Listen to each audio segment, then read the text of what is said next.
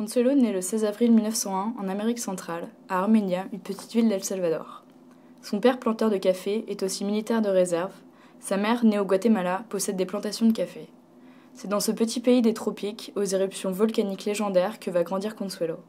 Plus tard, sa peinture sera à jamais imprégnée de cette violence et de ses couleurs. C'est aussi grâce à cette enfance magique passée au pied du volcan Izalco que Consuelo va acquérir pour toujours ce don de conteuse et qu'on lui attribuera ce surnom mérité de Sherazade des tropiques. Consuelo poursuit des études d'art à San Francisco, ainsi qu'à l'Université de Mexico et à l'Académie des Beaux-Arts de San Fernando. En 1922, elle épouse un jeune Mexicain, Ricardo Cardenas, dont elle divorcera. Au Mexique, elle rencontre José Vasconcelos, alors ministre de l'Éducation. C'est grâce à lui qu'elle fréquente de grands artistes comme Diego Rivera, le fameux peintre muraliste. Dans les années 20, elle s'installe à Paris afin d'étudier le français, et c'est là, fin 1925, que le peintre Van Dongen lui présente celui qui devient son deuxième époux, Enrique Gómez Carrillo, écrivain, correspondant de presse à Paris, chroniqueur surdoué, consul de la République d'Argentine en France, grand ami du caricaturiste salvadorien Tonio Salazar, de l'écrivain nicaraguayen Rubén Darío, de Maurice Maeterlinck, de Gabriel D'Annunzio et de Paul Verlaine. Cet homme, ce mari adoré, que Consuelo chérissait et dont elle se souviendra toujours avec la même tendresse jusqu'à la fin de sa vie, meurt prématurément en 1927. Consuelo devient alors veuve pour la première fois. Dans une lettre du dimanche, adressée à celui qui allait devenir son prochain mari, elle fait cette ultime confidence. « Il fallut que Carrillo meure pour que je te rencontre. » En 1930, Consuelo fait la connaissance, lors d'un voyage à Buenos Aires, de celui qui deviendra son troisième et dernier mari, Antoine de Saint-Exupéry, alors chef de l'Aeroposta Argentina. Cette rencontre est un véritable coup de foudre. Antoine demande sur le champ la main de Consuelo lors d'un vol épique au-dessus de Buenos Aires. Quelques mois après, il se marie à Nice, civilement le 22 avril 1931 et religieusement à Agay le lendemain, 23 avril 1931.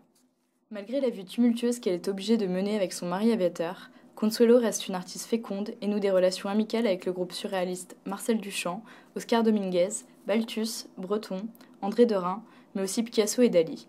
Le couple Saint-Exupéry, en dépit des apparences et des médisances, ne se séparera jamais. Des lettres d'amour poignantes d'Antoine à Consuelo témoignent de ce lien.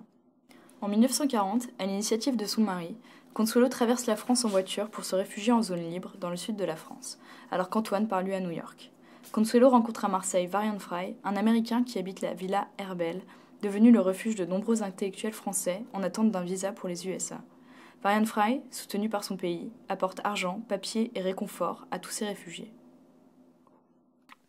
C'est à la Villa Herbel que Consuelo retrouvera ses amis surréalistes comme Marcel Duchamp, Breton, Oscar Dominguez, mais aussi Peggy Guggenheim qui restera son amie et l'aidera à New York. À cette même époque, Consuelo fait aussi la connaissance d'un groupe d'artistes dont le projet est de restaurer le vieux village d'Opède dans le Luberon. Parmi eux se trouve Bernard Zerufs, architecte, Grand Prix de Rome, avec qui elle va vivre une sincère histoire d'amour. Elle sait alors que son mari à New York va de femme en femme. Antoine va cependant la supplier de venir le rejoindre à New York, car sans elle, il ne peut plus vivre. Les télégrammes nombreux adressés pendant ces années de guerre à sa femme témoignent de cette pressante demande. Par amour pour Tonio, ce poisson volant que Consuelo n'a jamais cessé d'aimer, elle va quitter Bernard Zerfus. Il lui écrira à New York des lettres déchirantes lui jurant un amour éternel. À New York, le couple va vivre passionnément ces dernières années avant la disparition d'Antoine. En 1942 et 1943, Antoine va écrire ce dernier livre, Le Petit Prince. C'est un livre écrit pour Consuelo. Vite, vite, avant de partir pour la guerre, il veut demander pardon à Consuelo, à cette fleur, à cette rose qu'il n'a pas su aimer, et qui avait même l'audace de tousser pour lui des remords quand il s'éloignait. Dans presque toutes les pages du conte, il est fait allusion à la fleur, à la rose, à Consuelo. Antoine disparaît en mission le 31 juillet 1944. Consuelo l'attendra longtemps, mais Antoine cette fois ne reviendra pas. Elle reste à New York jusqu'en juillet 1946, puis se décide enfin à regagner la France. Après la mort de son mari, Consuelo se consacrera à la peinture et à la sculpture et fera de nombreuses expositions. Sa vie se passera entre le 7e arrondissement de Paris, les Alpes-Maritimes et de nombreux voyages. En qualité de veuve de l'écrivain aviateur, elle sera beaucoup sollicitée et la comtesse Antoine de Saint-Exupéry assistera à de nombreuses manifestations et commémorations.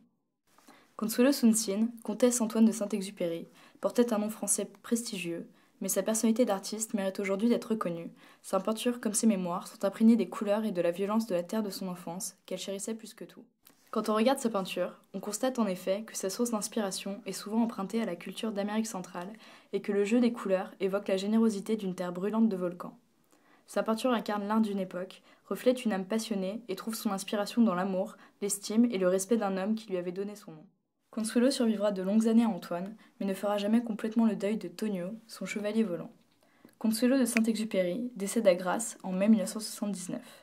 Elle repose au cimetière du Père-Lachaise, à Paris, auprès de son deuxième mari, Enrique Gómez Carrillo.